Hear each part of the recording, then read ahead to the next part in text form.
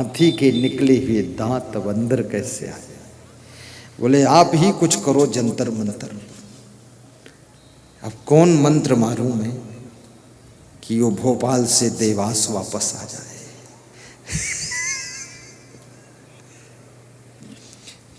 तो मैंने कहा मैटर क्या है। बोले सास बहू का मैटर है, इसलिए सासू को बहुत सावधान रहना चाहिए। और जो बहू अपनी सासू को सताएगी, याद रखना उस बहू को ऐसी बहू मिलेगी कि वो उसको डबल सताएगी। इसलिए सताना मत। अब तो समय ऐसा आ गया है कि सासुएं बहुओं को कम सता रही है। अब बहुओं ने सासुओं को सताना शुरू कर दिया। उल्टा मैटर स्टार्ट हो चुका है। बहुत पीड़ा का काम है। मत सताना, क्योंकि जब किसी माँ के बेटे का विवाह होता है, माँ को बहुत खुशी होती है कि मेरी लाड़ी आएगी, घर में सुख होगा। और लाड़ी आई तो घर में दुख हो गया। सासू को बहुत दुख हुआ। ऐसा व्यवहार कभी मत करना। और सबसे बड़ा फार्मूला है बस कम बोलना। हर बात का जवाब हर किसी को देना नहीं चाहिए। मत जवाब देना।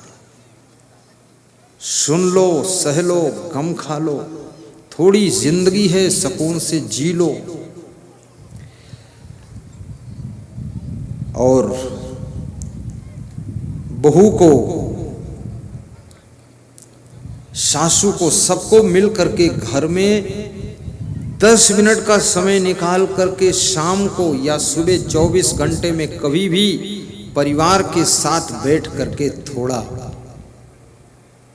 गुरु जी का मंत्र जपा करो, एक कीर्तन गाया करो, थोड़ी देर सब लोग ध्यान किया करो, थोड़ा प्रवचन भी सुन लिया करो, तो देखो घर में बहुत शांति आएगी, बहुत शांति आएगी। 10 मिनट कर लो ऐसा परिवार के साथ।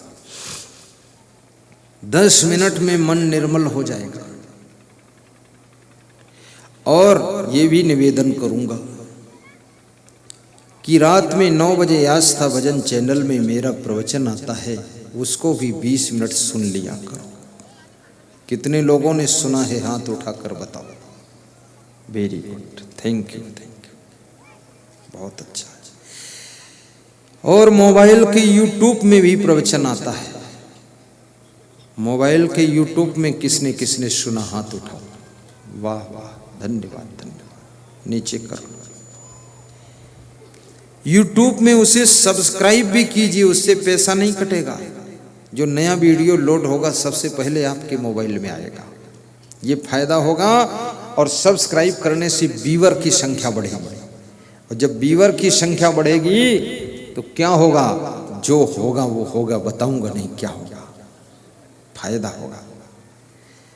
तो सब्सक्राइब कीजिए और उसको शेयर भी कीजिए, व्हाट्सएप पर डाल दीजिए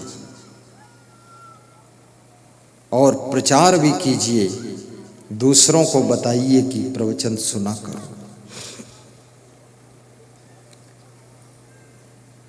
और शरीर को स्वस्थ भी रखना, स्वास्थ्य खराब ना होने पाए।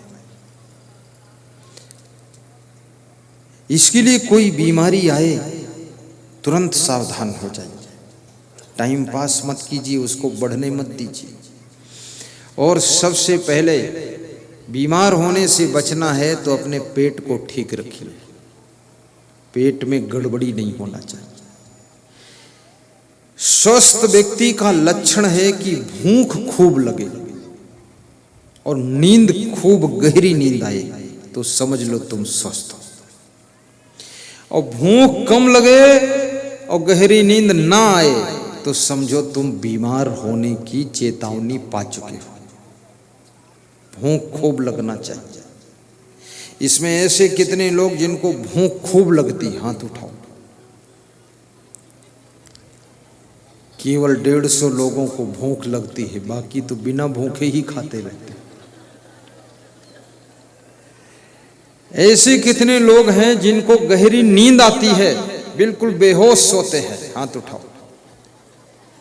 ऐसे भी 20-25 लोग हैं, बाकी सब टेंशन में ही सोते हैं। गहरी नींद का सुख लीजिए और कड़ी भूख लगनी चाहिए। अब मैं आपको बता देता हूं, जिनको भूख कम लगती है उनकी दवा बता देता हूं। बता दूं? ये पत्ती वाली सब्जियां खाइए। पत्ती वाली, जैसे पालक है, सरसों की पत्ती है, भाजी है, इसकी सब्जी खाइए। और एक केला भी खाइए, 1-2 नहीं, जामफल खाइए नमक के साथ। सवेरे खाली पेट 1 मूली खाइए, 1-2 गाजर खाइए। 3 दिन में इतनी भूख लगेगी कि तुम चिल्लाओगे अब क्या खाऊं।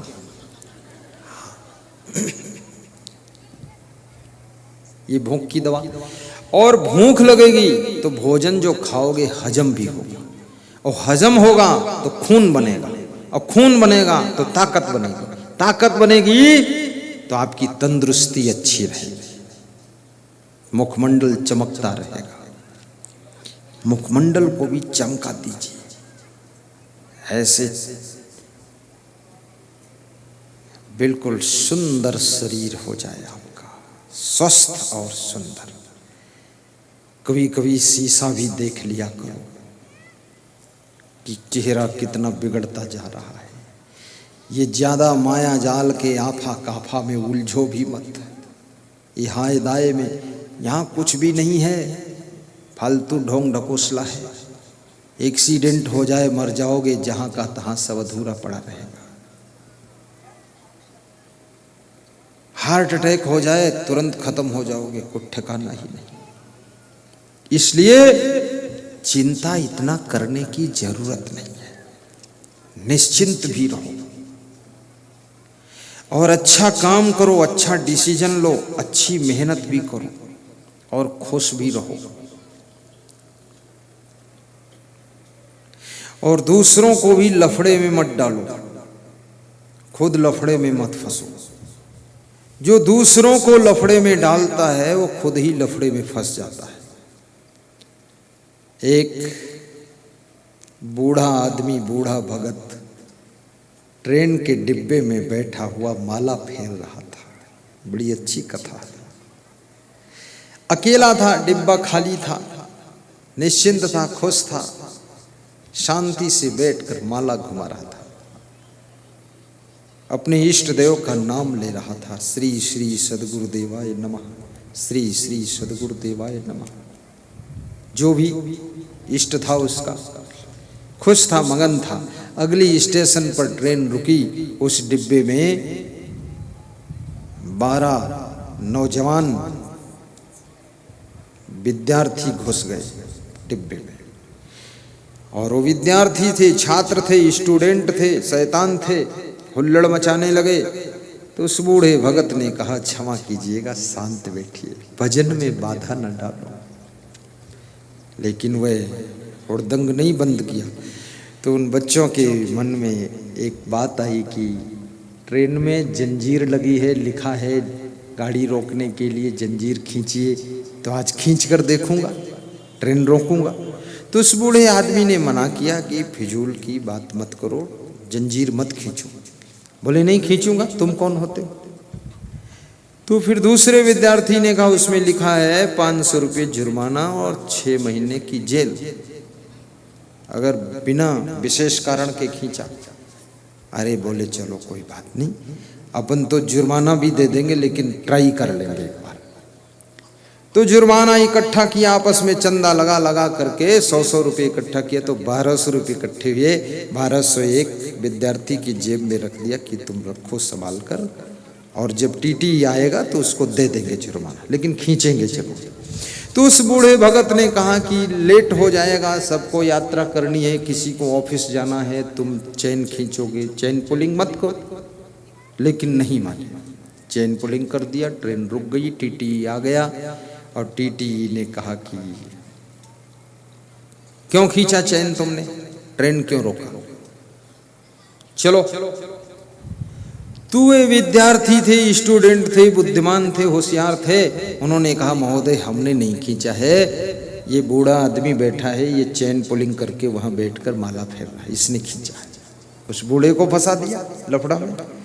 वो बूढ़ा आदमी सोचा कि ओम नमः शिवाय का रिजल्ट आ गया, क्या यार लफड़ा फंस गया। तो बूढ़े ने भी दिमाग लड़ाया, उसने कहा कि टीटी साहब नाराज मत होइए, अब इन बच्चों से पूछ लो एक बार फिर से किसने खींचा है। तो फिर पूछा टीटी ने किसने खींचा, चेन पुलिंग किया। अरे बोले इस बूढ़े ने खींचा। तो 12 आदमी एक आदमी पर बोलने लग जाए तो बूढ़ा क्या करे।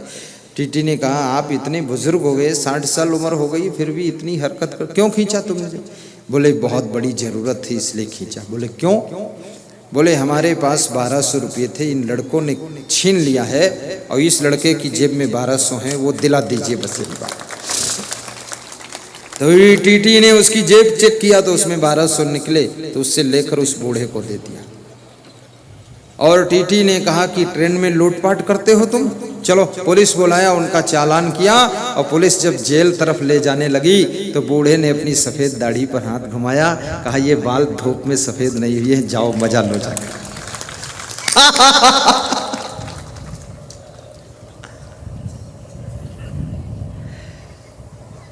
ऐसे किसी को लफड़ा में डालने से स्वयं भी आदमी लफड़ा में फंस जाता है। दगा किसी का सगा नहीं है, ना मानो तो कर देखो। दगा किसी का सगा नहीं है, ना मानो तो कर देखो। किया दगा है जिन लोगों ने, उनके जाकर घर देखो। किया दगा है जिन लोगों ने, उनके जाकर घर देखो। दगा किसी का सगा नहीं है, ना मानो तो कर देखो। दगा किसी का सगा नहीं है, ना मानो तो कर देखो। किया दगा है जिन लोगों ने, उनके जाकर घर देखो। किया दगा है जिन लोगों ने, उनके जाकर घर देखो।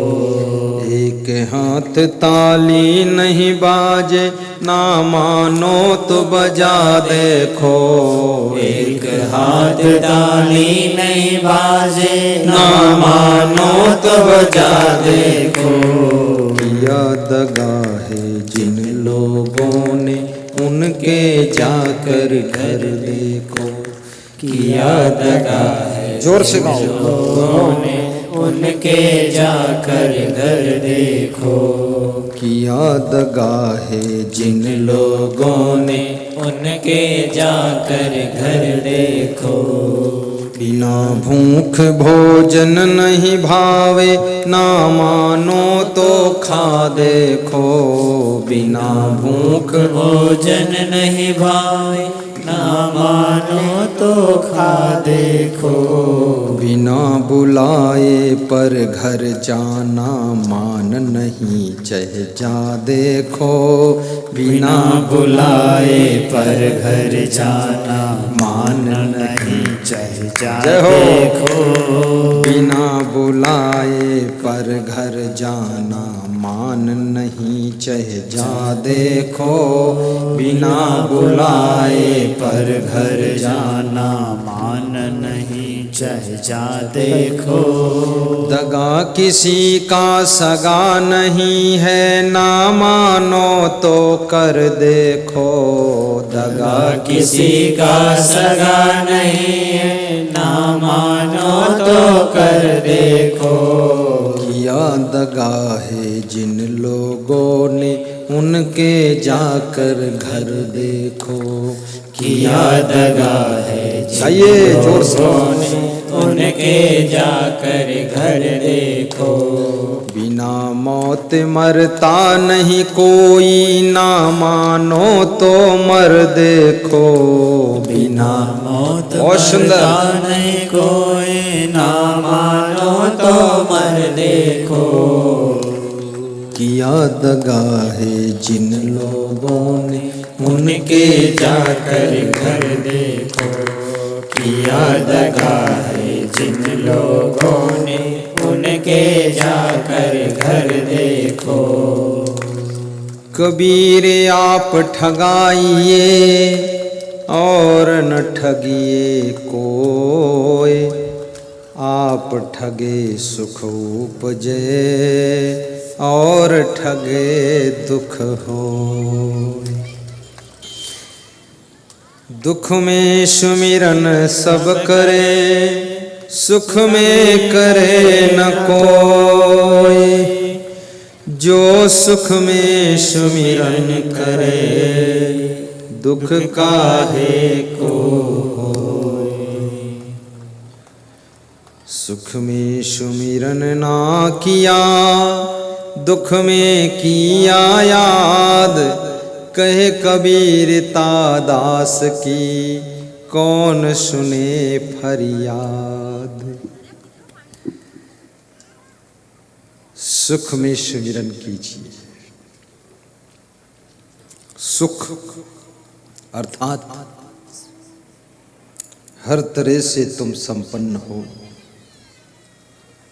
उस स्थिति में भक्ति कीजिए, सत्संग कीजिए, भंडारा कीजिए, प्रवचन कराइए, ताकि उस सत्संग भंडारा के पुण्य से तुम्हारे घर में दुख ना आए।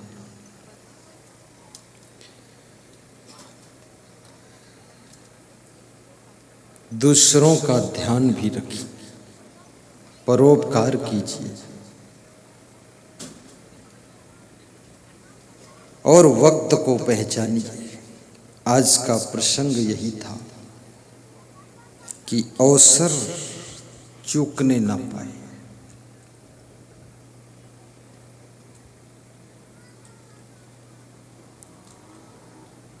किस उम्र में क्या करना चाहिए,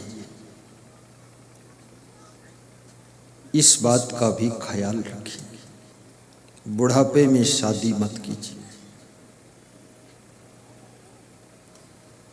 20 साल की उम्र के बाद 20 से 26 तक शादी कर लीजिए, यदि करना है।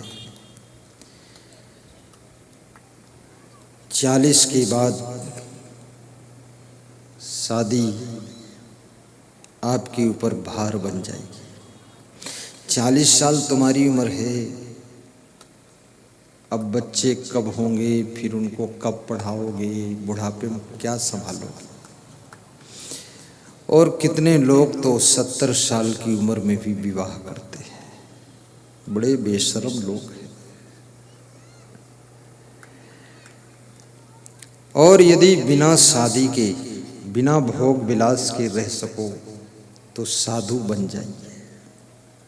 सब झंझट खत्म करो, त्याग से रहो, वैराग्य से रहो, विषयों को मत भोगो। आखिर जब बुढ़ापा आएगा तो विषयों को भोगना बंद हो जाएगा। अगर क्षमता है संयम की, त्याग की, तो कंट्रोल कर लीजिए। नशा व्यसन कभी मत कीजिए, शराब ना पियो। एक एक पैसे का सदुपयोग कीजिए। अपने बच्चों को अच्छा खिलाइए, अच्छा कपड़ा पहनाइए, अच्छी शिक्षा दिलाइए।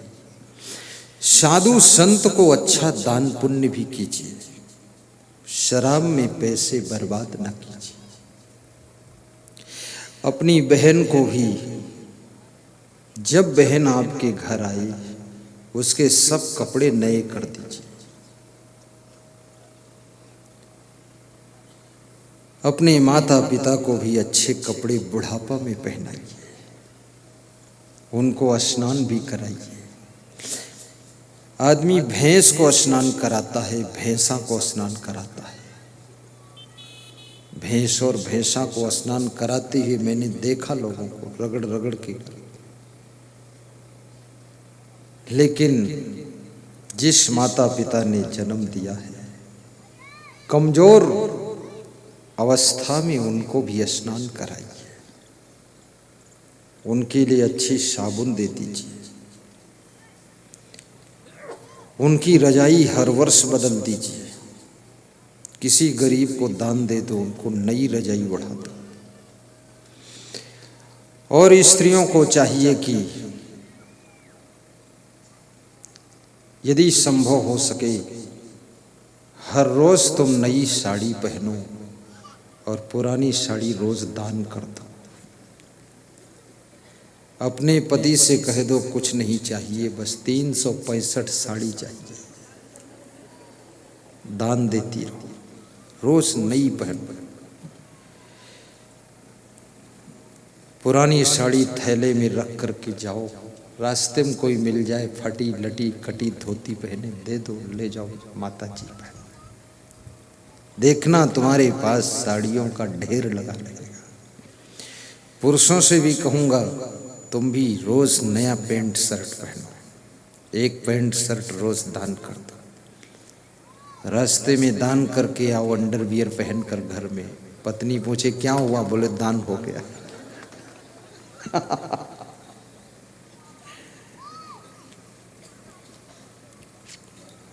वस्त्र दान करने से, अन्न दान करने से, गरीबों का ध्यान रखने से अपने घर में लक्ष्मी की कमी नहीं रहती है। और जैसी यथाशक्ति हो वैसा दान करो, यथाशक्ति। आप करोड़ नहीं कर सकते हो तो 1000 करो, सैकड़ों में करो। और कम से कम वर्ष में अगर आपके पास ज्यादा नहीं है तो सर्दियों में 2-4 कंबल दान कर दिया करो।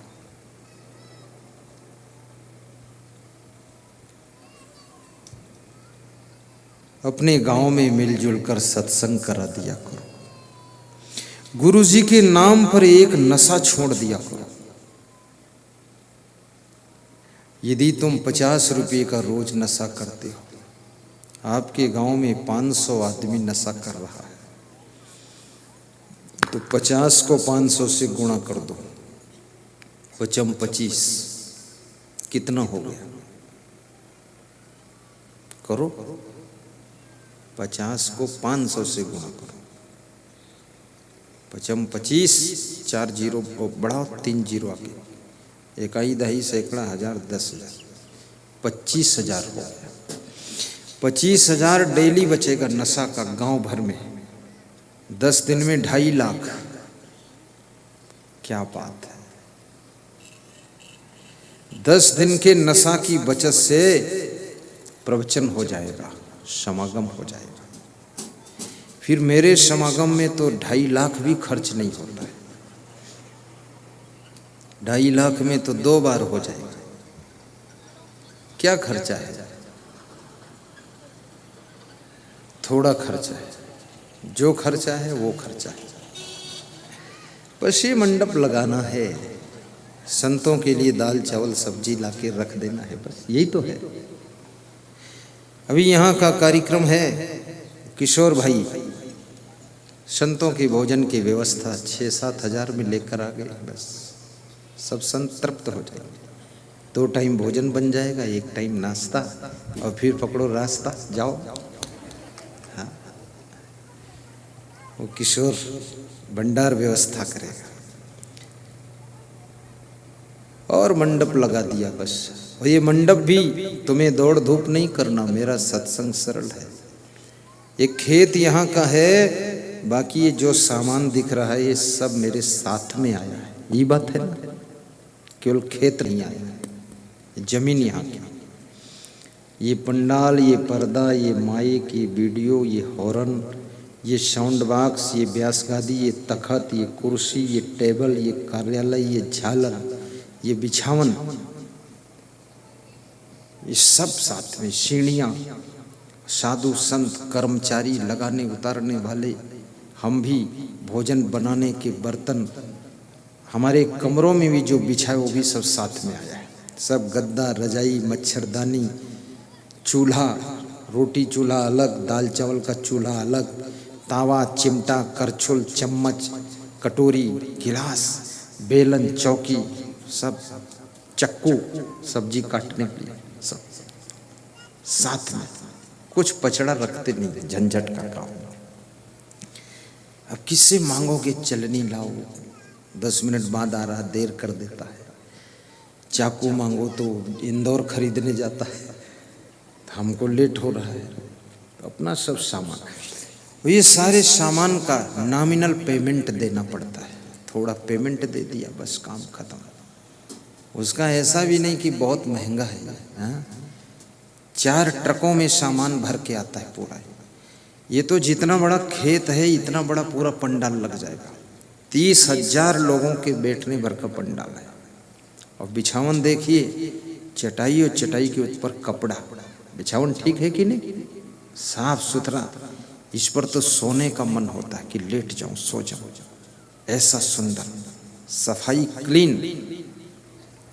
और चाहे गरीब का सत्संग हो चाहे अमीर का, व्यवस्था टोटल यही लगेगी। सब पूरे भारत देश में यही चलता है, आनंद आ जाता है। तो ऐसा सत्संग करो। बीजू खिड़ी में दोबारा फिर आऊं, ऐसी कितने लोगों की इच्छा है, हाथ ऊंचा करो। बीजू खिड़ी में दोबारा आऊं, तुम समझ जाओ फिर से। जिनकी इच्छा है कि बीजू खिड़ी में दोबारा फिर आकर सत्संग करना, वे दोनों हाथ ऊपर उठा देना। बस पूरा। महिला मंडल की तो पूरी इच्छा है। पुरुषों में 2-4 है टेंशन में, यार फिर रुपया देना पड़ेगा। अरे बार बार आना चाहिए बीजू खेड़ी में, सभी गांव में हमको आना चाहिए। इससे संस्कार मिलते हैं, माताओं बहनों के मन में शांति आती है, आपके अंदर भी सोई हुई ऊर्जा जागृत होती है। बहुत कुछ करने योग्य तुम हो, लेकिन तुम्हें जगाने वाला कोई चाहिए। जगाने का काम मैं करता हूं कि जागो भारत, जागो नागरिक। सोने वाले बहुत सो चुके हो, अब जाग जाओ।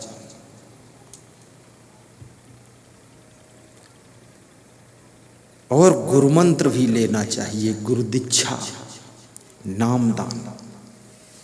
आज नामदान भी मिलेगा। जिसके मन में श्रद्धा होगी उसको नामदान प्रदान किया जाएगा, मिल जाएगा। नामदान ले लेना फटाफट। और अपने घर में खुश भी रहा करो, दुखी न रहा करो। यदि गरीबी भी है, घर छोटा है, तो भी प्रसन्न हो करके उस घर में रहो। वही घर कभी बड़ा हो जाएगा, कभी अमीरी भी आएगी। दुखी मत होना, निराश मत होना, क्योंकि निराशा मृत्यु का दूसरा नाम है। निराश हुआ व्यक्ति मरे हुए जैसा हो जाता है। अपने घर की महिलाओं का सम्मान भी रखना, ये गृहस्थाश्रम की शोभा है। माताएं बहनें, और माताओं बहनों से कहूंगा, अपने घर की मान मर्यादा प्रतिष्ठा और सम्मान को हमेशा सुरक्षित रखना। कितना ही सहना पड़े, घर का सम्मान कभी कम ना होने देना। और अब आपके साथ में मैं भी जुड़ चुका हूं। आपका सम्मान मेरा सम्मान है, आपका मान मर्यादा मेरी मान मर्यादा है। तुम जितना अच्छा करोगे, लोग कहेंगे गुरुजी उस गांव में आते हैं, इसलिए वो गांव बहुत अच्छा है। तुम्हारे सम्मान से हमारा सम्मान बढ़ेगा। इसलिए सब पुरुषों से भी कहूंगा, आज संकल्प लेना, कोई नशा मत करना और घर में गम भी खा लेना, क्रोध को कंट्रोल करना।